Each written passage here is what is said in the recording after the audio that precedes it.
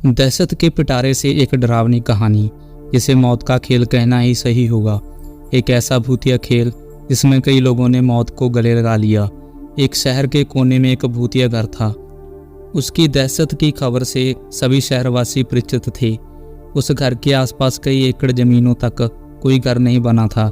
दरअसल उस घर के आसपास कोई रहना ही नहीं चाहता था। एक बार एक टेलीविज़न सीरियल डायरेक्टर उसी भूतिया घर में एक लाइव रिकॉर्डिंग सीरियल शूट करने का मन बनाता है, जिसका नाम वह मौत का खेल रखता है।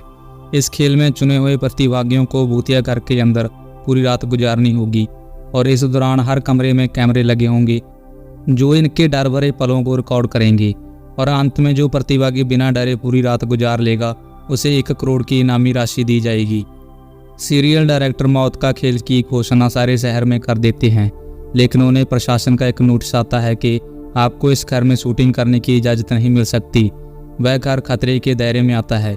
सीरियल डायरेक्टर बहुत नामी हस्ती था, इसलिए वह निजी तौर पर प्रतिभागियों की ज़िंदगी की सुरक्षा की गारंटी ले लेते हैं और कुछ शर्तों को लागू करने के बाद प्रशासन से उस भूतिया घर में सीरियल रिकॉर्ड करने की मंजूरी मिल जाती है, जिसके लिए उसे 2 गुने पैसे खर्च करने पड़ते हैं।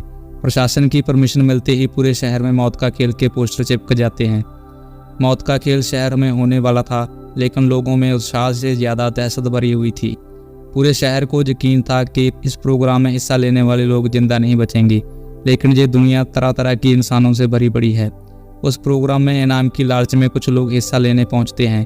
सभी प्रतिभागियों को उनके नंबर दिए जाते हैं और साथ ही उनके हाथ में एक ब्रेसलेट बांधा जाता है। यदि उन्हें डर लगे तो वह उसमें लगे बटन को दबाकर इस प्रोग्राम से बाहर आ सकते हैं। प्रतिभागियों में 12 लड़के और 3 लड़कियां होती हैं। दिन के समय ही बिल्डिंग के कमरों में कैमरे लगा दिए गए थे, क्योंकि रात को भूतिया आत्माएं उस बिल्डिंग के कमरों में दहशत का तांडव मचाती हैं और रात के समय अंदर जाने की हिम्मत बहुत कम लोग ही जुटा पाए थे। एक एक करके सभी प्रतिभागी अंदर चले जाते हैं। सभी अपने नंबर के हिसाब से अपने कमरे को चुनते हैं और अंदर जाते ही सभी के अंदर से ताला लगाकर चाबी बाहर फेंकनी होती है। दरवाजे का ताला इलेक्ट्रॉनिक बनाया गया था। उनके हाथ में लगे ब्रेसलेट के बटन दबाते ही वह ताला खुल सकता था, लेकिन यह बात उन्हें बताई नहीं गई थी। अगर किसी प्रतिभागी ने वह ताला खोला तो प्रतिभागी प्रतियोगिता से बाहर हो जाएगा, जो कि कैमरे की रिकॉर्डिंग में दिखाई देगा। सभी के कमरे में निर्देश देने के लिए स्पीकर लगाए गए थे। उसी से सभी को संकेत दिया जाता है कि सभी जल्दी से जल्द अपने कमरे का ताला बंद करके चाबी दरवाजे के नीचे से बाहर फेंकें और उसके बाद कमरे की लाइट बंद की जाएगी। निर्देशों के अनुसार सभी अपने कमरे को अंदर से बंद कर लेते हैं और चाबियां दरवाजे के नीचे फेंक देते हैं। कैमरे से नाइट मोड रिकॉर्डिंग के अनुरूप लगाए गए थे, इसलिए भले ही प्रतिभागियों के कमरे में अंधेरा हो, लेकिन दर्शकों को टेलीविज़न स्क्रीन में सब कुछ नजर आ रहा होता है। धीरे धीरे डर की दस्तक हो जाती है। प्रतिभागियों में से एक लड़की अचानक अपने कमरे में चीखने लगती है। उसे ऐसा लगता है कि कोई उसका गला दबा रहा है और वह छटपटाने लगती है। कुछ ही देर में वह डर के बेहोश हो जाती है। उसके बेहोश होते ही लाइव सीरियल देख रहे दर्शक घबरा जाते हैं। अचानक एक एक करके सभी प्रतिभागियों पर भूतिया हमले होने लगते हैं, लेकिन ताजुब की बात यह थी कि सभी प्रतिभागी अपने आप को इस वहीं ही नुकसान पहुंचा रहे थे।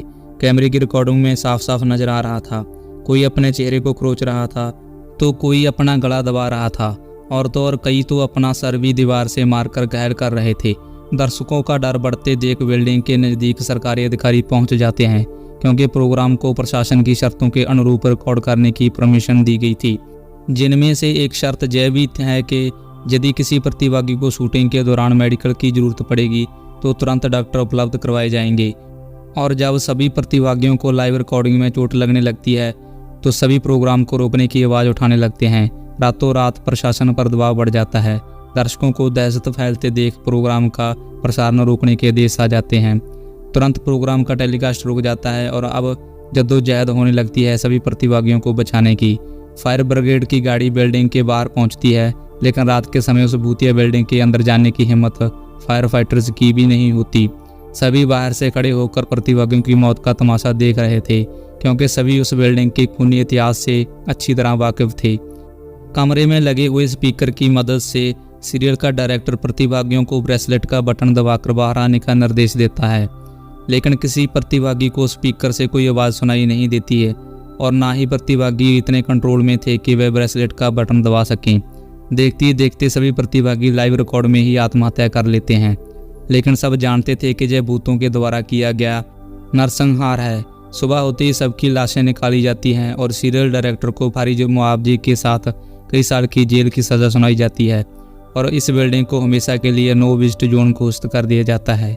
तो दोस्तों, ये कहानी आपको कैसी लगी कमेंट करके ज़रूर बताना, और आपको कहानी अच्छी लगी तो एक लाइक भी ज़रूर कर देना। दोस्तों, मिलते हैं एक और ज़बरदस्त कहानी के साथ, तब तक के लिए बेस्ट ऑफ लक।